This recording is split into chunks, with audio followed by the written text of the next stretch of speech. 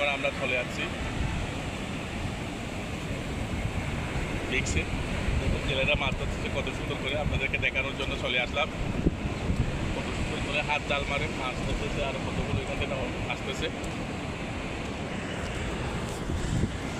জেলেরা এখানে হাত জাল মারে মাছ ধরতেছে।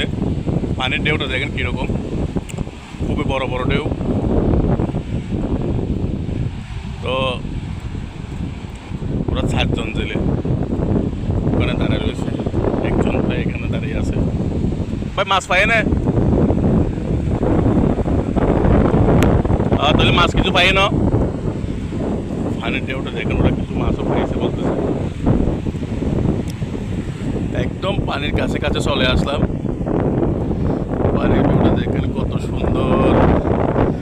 সুন্দর লাগতেছে পানি।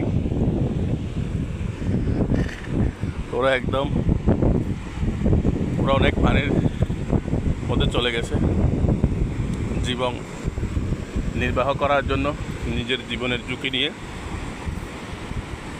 জাল মারতেছে। ওইখানেও 2টা জেলে দেখা যাচ্ছে।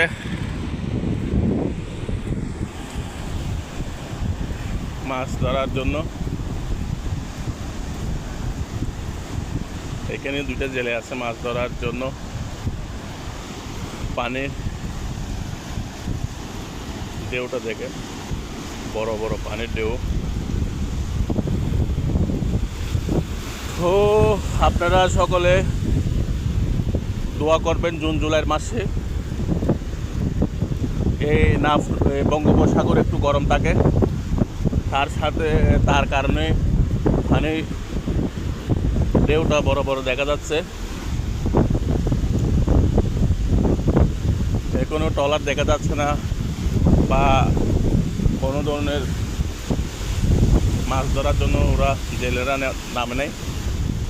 এরা যারা জেলেরা নামছে ওরা হাত জাল নিয়ে নামছে।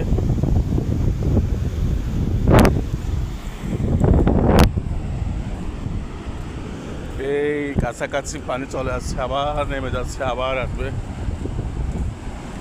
তো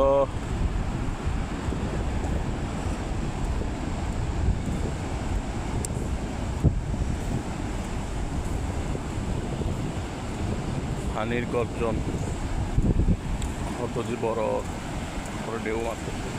এখানে যদি মানুষ যদি আরেকটু ওদিকে যায় তাহলে টেনে নিয়ে যাবে, পানির টানে চলে যাবে ওরা।